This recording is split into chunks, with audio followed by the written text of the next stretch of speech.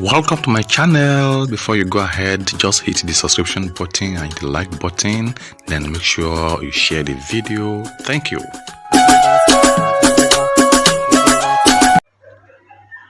Oba Titus Olateru Olagbegi II was born in 1910 to the family of Olagbegi Ataneye I, who reigned between 1913 to 1938. He succeeded Oba Ajike Ogoon Oyea in 1941. Oba Olateru II had a fractured reign as the Ohlorwar, as he initially reigned for 25 years, got banished from the throne for 25 years, and came back to reign as Ohlorwar for another 5 years before he joined his ancestors in 1998. The young Prince Olateru Olagbegi was in 1916 brought before a famous oracle in his hometown of Ohlorwar when he was just 6 years of age. It was predicted that in 25 years from that time he will become the Ohlorwar of Ohlorwar, and that he will reign for 25 years and get the post for another 25 years before he will return back to the throne as the Ohlorwar of Ohlorwar. In 1941, precisely on the March 13th, after 25 years of the prediction of the oracle, Prince Olateru Olagbegi ascended the throne of his forefathers. His reign was, however, interrupted in 1966 after 25 years of his reign on the throne. He was suspended and finally deposed and banished to Okitipupa in 1968. History has it that the first Ohlorwar of Ohlorwar was a brother of the very famous Oba of Benin. Oba Olagbegi's ordeal started with a political rivalry he had with his childhood friend and cousin, Chief Michael Adekunle Ajasin. It was on record that Olagbegi as Ohlorwar in 1945 had facilitated Ajasin's scholarship to Forbe College, Sierra Leone. Ajasin will come back to become the first principal of Imade College, Owo, in 1949. Olagbegi's keen desire to be part of government procured a lifelong trouble for him. Both Olagbegi and Ajasin were key figures of Action Group in 1951. In fact, the party was betted at the Ohlorwar's palace in 1951. In the same year, Oba Olagbegi was appointed a minister without portfolio in the Western region. The relationship went awry when Olagbegi pinched tent with Akintola's NNDP in the battle of supremacy between Ohlorwar and Akintola. Precisely 25 years on the throne in 1966, in fulfillment of the prediction of the oracle, Oba Olateru Olagbegi was chased away from his palace by his angry subjects, who were bent on removing him due to his political leaning. In the past, it was unthinkable. In the pre-colonial Yoruba land, Oba who lost favors of their subjects were usually made to commit suicide by compelling the Oba to open the ritual calabash, after which he is now expected to join his ancestors within 7 days of opening the calabash. In the battle of wit between Ohlorwar and Akintola, his deputy, Ajasin maintained his friendship and political ties with Ohlorwar, but Olagbegi Olateru pitched his tent with Oladoke Akintola, the embattled successor of Ohlorwar as the premier of Western region, who had been expelled from Action Group in 1964 in Jos Convention.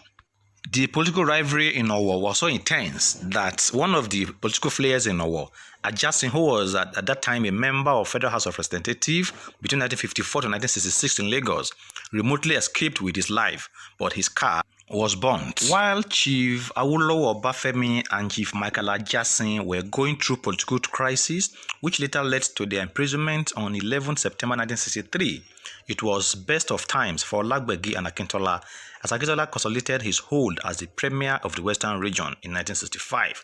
He won again under his new party, the New Nigeria Democratic Party, that was in alliance with the federal government's Northern People's Congress. In the ensuing political crisis in the Western region of the time, the then governor of Western region, the Oni of Ife, Oba Desoji Aderemi, resigned as the governor and stopped attending plenary of the House of Chiefs. But Oba Olagbegi gladly accepted the headship of the House of Chiefs when Alaafin Ladigbolu rejected the offer. Oba Olateru Olagbegi, as the new head of the House of Chiefs of the Western region, gladly supported Premier Akintola because, as he said, he did not want his salary reduced to a penny in a year, just as Akintola did to one of the very loyal Obas to Ohlorwar, the Odemo of Ishara, Oba Akisanya. In all of this, the action of Olagbegi had elicited covert, contemptuous act from many of his Owo subjects, who saw his act as an anti-Yoruba act. The pleasure of office did not continue for so long for Oba Olagbegi, as the coup of 1966 which led to the assassination of Akintola turned the tables of fortune against him. The change of government caused by the coup emboldened the Owo people to consistently riot, protest against Oba Olateru as the Ohlorwar of Owo. Oba Olagbegi sought the help of Adekunle Fajuyi as the governor of the then Western region to calm the situation in his town of Owo, but it was difficult for the governor to prevail on the Owo people to calm down. The consistent rioting and destruction of property by our people forced Colonel Adekunle Fajuyi to suspend Oba Olagbegi in June 1966. He was then taken to Ibadan. The suspension of Olagbegi as the Ohlorwar of Owo was lifted on the 15th of December 1966, but violent protests would still stop Olagbegi from returning to his domain as our people continued to riot against his return as the Ohlorwar. The violent protest that trailed the attempted return of the Ohlorwar of Owo back to Owo on the 14th February 1968 was so fierce that about 95 houses belonging to Olagbegi supporters were razed down. In reaction to this ugly incident of 14th February 1968, the then governor of Western Region, Brigadier Adeyinka Adebayo, instituted a panel of inquiry to investigate the disturbances in Owo. In a twist of events, Brigadier Adeyinka Adebayo formally deposed the Ohlorwar of Owo, Oba Olagbegi Olateru, on the 16th of February 1968, 2 days after he set up a committee of inquiry to look into the 14th February 1968 crisis caused by the attempted return of Olagbegi into Owo as the Ohlorwar of Owo.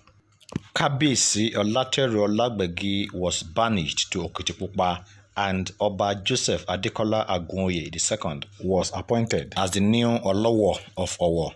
In what seemed like the unfavorable hand of fate that will keep Oba Olagbegi out of the throne for a longer time, his arch rival, Chief Adekunle Ajase, emerged governor of Ondo State in 1979.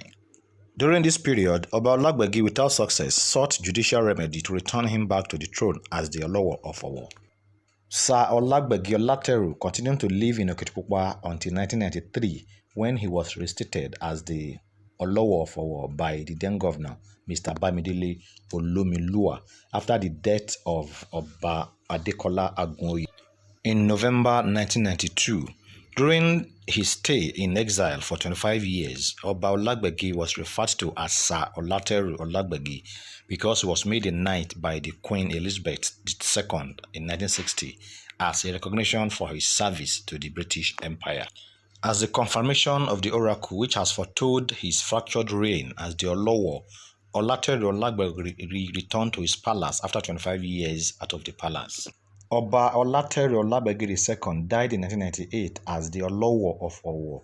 After 5 years, he returned to the throne, and he was succeeded by his son, Oba Victor Olateru Olagbegi III, SAN, CFR. As a very rare and uncommon feat, Oba Olateru Olagbegi left behind 117 children, among whom were 35 lawyers, including 10 High Court judges, 25 medical doctors, 22 chartered accountants, 23 engineers, and 111 of them were graduates. He had many wives.